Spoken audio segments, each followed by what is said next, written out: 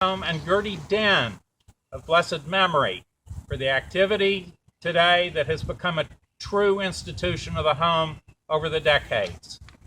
It has consistently been the best attended, most popular entertainment event at the home.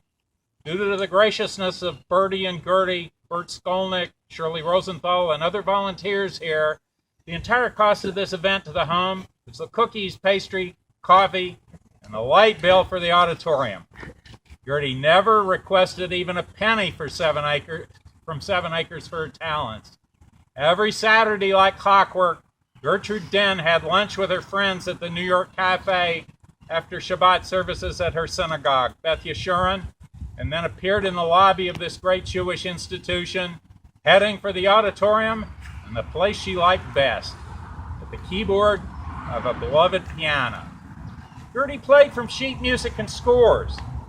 Gertie played by ear. You could sing a tune.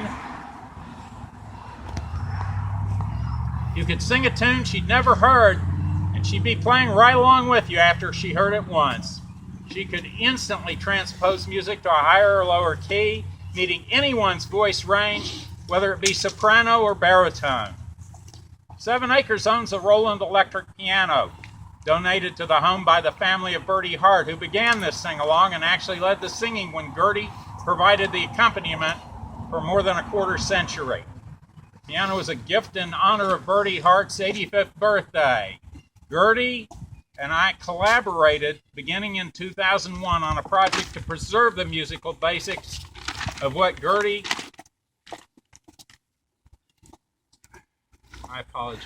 of what Gertie was doing for the home.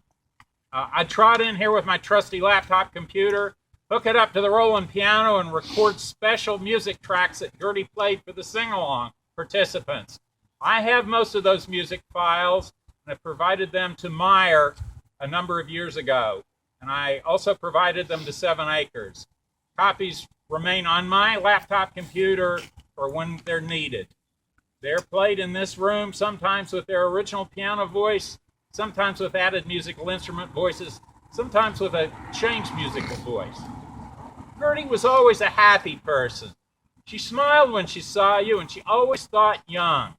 Whether music from Cole Porter and Gershwin, or the Rolling Stones, the Moody Blues, or Lee Greenwood, if she could hear it, she could and would play it.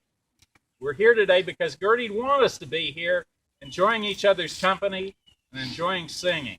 And that's what we're going to do with the magic of the digital music tracks Gertie left with 7 Acres. We'll begin the program momentarily, but for today only, our beautiful grand piano remains silent in mourning for its beloved friend, Gertrude Denn of blessed memory. So on that day, we too observed a moment of silence and reflection on her passing.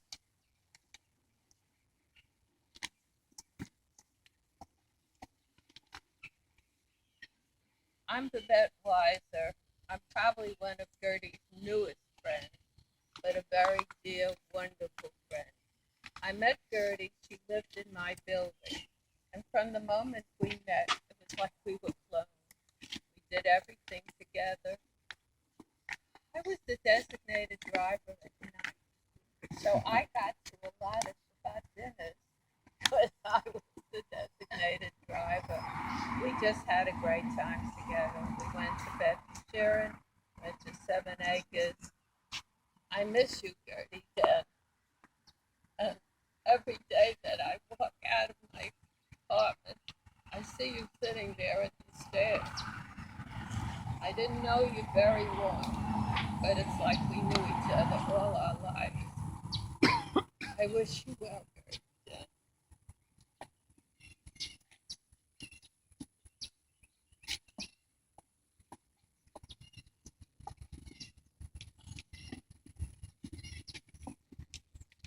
Hi, I'm Avrom Den, and I won't take long. I know that everybody's probably hot and ready to go, but I did want to get up here and say a few words. I won't take as long as my sister did, Debbie, about reminiscing about, old days, but I would be neglect if I didn't tell at least one of these stories that was of my childhood, about my 4 brothers from a different mother, and my Aunt Gertie, who was actually my second mother.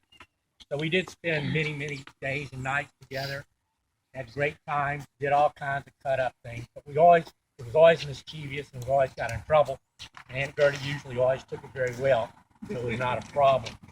But one day in particular, or one evening in particular, when we spent the night at the house, it comes to mind. One of the things that Debbie didn't mention was that the Sidney Denn's house was right backed up to a railroad track, and so we always played on this railroad track all the time. Now, my big brother or big cousin Bernard, he was always an instigator, as you well know, and got us all into trouble. So one night, late at night, Bernard comes and wakes me up in the middle of the night. He says, "Hey, come with me. Where are you going?" So I'm all groggy, and I wake up. Now, this railroad track had like a little curve in the back of it, and he takes me, walks down out to the, kind of a pasture area further back past their house where the curve was, and he says, "Sit right here." I said, "Okay." He says, "Listen, there's a train coming along, it comes along at midnight every night, and I want you to get on that track and start running like hell." I said, "I'm not going to do that, Bernard." He said, "Yes, you are. If you don't, I'm going to, do whatever it was." He always had something to threaten you with. So, like a fool, here comes the train, and I get on the track, and I start running down that track, because this train's just barreling down behind me. And I'm running, and the train's getting closer and closer. And I didn't know what to do. He was like running alongside. He said, "You better not jump off that track. And I'm running. Next thing you know, boom, right as the train was about to run me over, I dropped down into this hole in the ground. The train runs right over the top of it. So the train put on its brakes, and slammed to a stop, and I'm, but at that time, we got out of the hole. Bernard pulled me out of the hole and drove me over to the house, and they saw us run into this house, back of this house that the stuff did, and went over there and knocked on the door. And Aunt Gertie comes to the door that night and says, "Yes, what's going on, mister?" He says, "Well, we saw somebody run into this house. They caused us to stop this train in the middle of the track. Some guy jumped and fell down in a hole or something. I don't know what happened, and we want to find out what's going on." So Bernard's over in the corner giggling like he always does. He's always giggling, like so. And Aunt Gertie looked over there, and she knew exactly what happened. He'd done something. So the next thing you know, after the guy left and she settled everything, she took off her belt as usually, and she whooped him like crazy.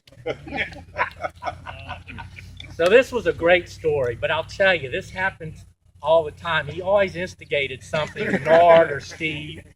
He always put Brian and I up to something. And we always got some kind of trouble, but it always boiled down to Steve or Bernard doing something. And then when Meyer came along, kind of Brian and I's turn, we would get Meyer instigating him. We had a great time growing up in Bay City, and Aunt Gertie made it all possible.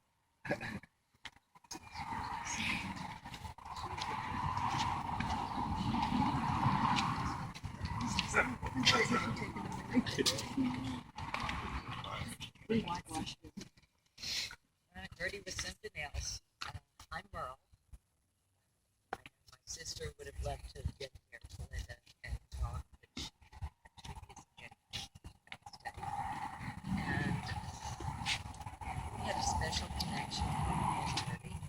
And Gertie played the piano at my mother's wedding, and that's where she met her beloved in Sydney. And soon after they married, and was from there.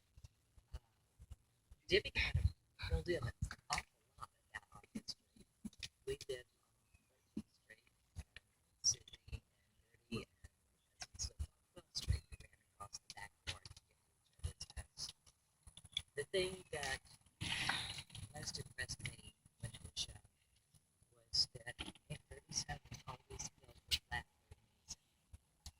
Music was the key to her soul, and she shared her soul with all of us. I had the privilege of going to the symphony the other night and listening to the Beatles, which reminded me of how much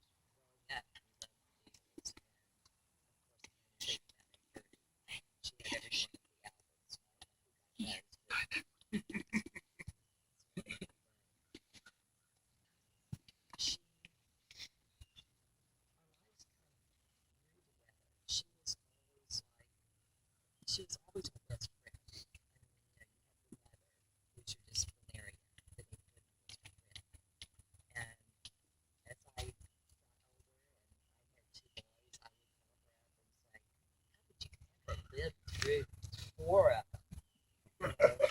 And she would share stories with me, and I would share stories with her. And kind of gave me the strength to reach today. Gertie, I am eternally grateful to you. I love you. You are my best friend. You are like my second mother. And will always be.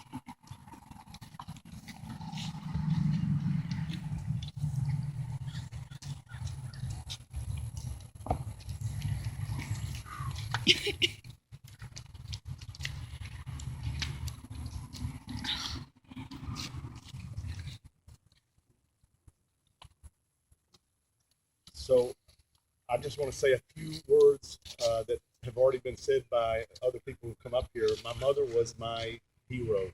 She was something to be emulated in every way. She was a positive influence everywhere she went. She was creative. She was just an amazing personality, captivating.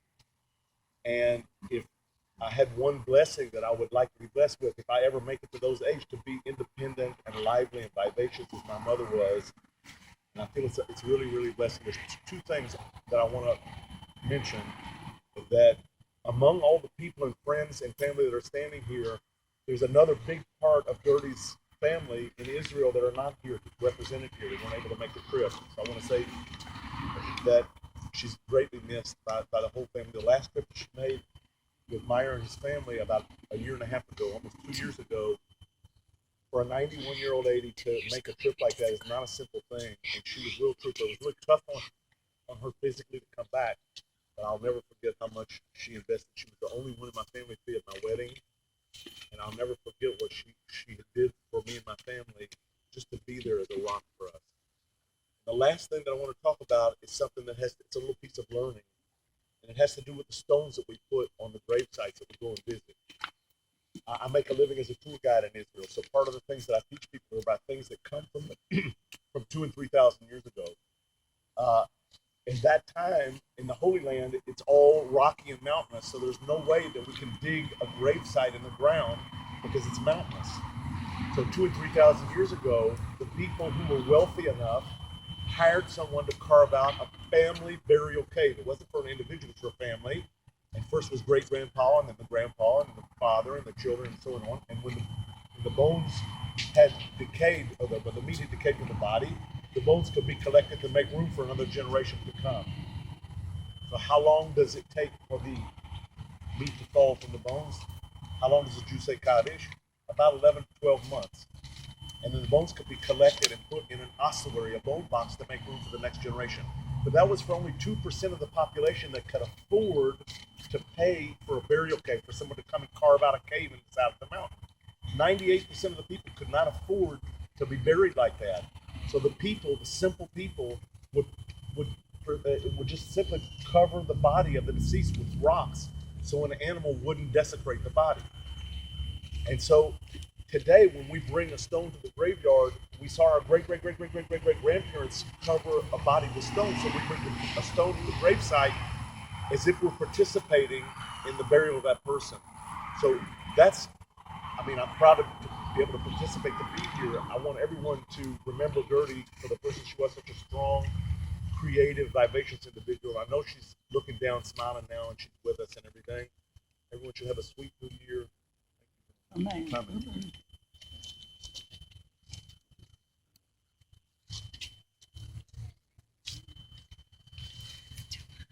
I know it's hot and everyone wants to get out of here, but I'm going to keep it short. I never expected Mom to go as quick as she did. I guess she was blessed that she lived a full, vibrant life with the way she did, and things happened so quickly. But, one thing that comes to my mind, and we're talking about on our way out here today, was that Mother was always a uniter. She had friends, youthful friends, older friends, friends from everyone. And this is all what Mother's about. Again, today, we're all coming together for one thing. She brings our 4 sons are together. All her friends and family and community are here to be with her. And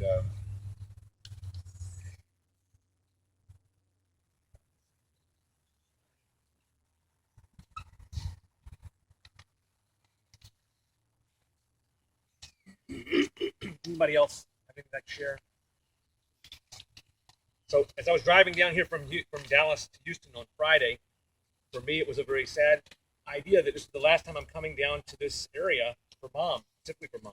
The last few years I've been going to Houston and going to Bay City, and it was a real, there was a reason, a purpose to come there, and now it's a very difficult thing. When I come this way, it's really to come here, and that's it. There's no mother, there's no family connections here so much except for the cemetery. I always thought Mom would live to be 100. I really thought she'd make it to 100 because she was going so strong. And that last sickness, I still think if we could have quicker to find out what was wrong, she could have made it. But it wasn't to be.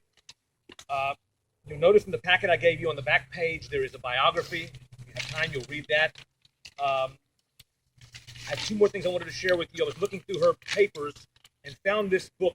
She came from a very close family. And just to find some notes that people wrote to her, this is from 1936. It's an autograph book. And I found here her brother Leon, and you get a sense of how close and how much they love each other, this family. I just want to read. It says here, January 27, 1936. To my darling sister Gertie, you're so fine, so sweet, so grand. You're glorious and swell, and I love you with all my heart. And come what may, I want you to always come to Leon, whether it be to revel in your happiness or assist you when in need. Big brother Leon. On the next page, Uncle Eddie wrote, June the 4th, 1936. Gertrude, dearest, you are the sweetest sister anyone ever had. Let me continue to be your good friend and advisor, as well as your older brother. Always call on me in the future for any advice or help, just as you have done in the past, and you will receive the help that will try to make you happy. Your loving brother, Eddie. And even Rubelie, Eddie's wife, as she got into the family. Dearest Gertrude, I've known you only about for a year, but in that short time you have proved yourself to be a very sweet and lovable person. May you always be that way, and may your charms ever increase. Please feel I am a sister to you, and call on me any time, whether it be happy thoughts or difficult problems. Also remember that special dish we are to eat together. Lovingly, Rubelie. Mom, we've all come here to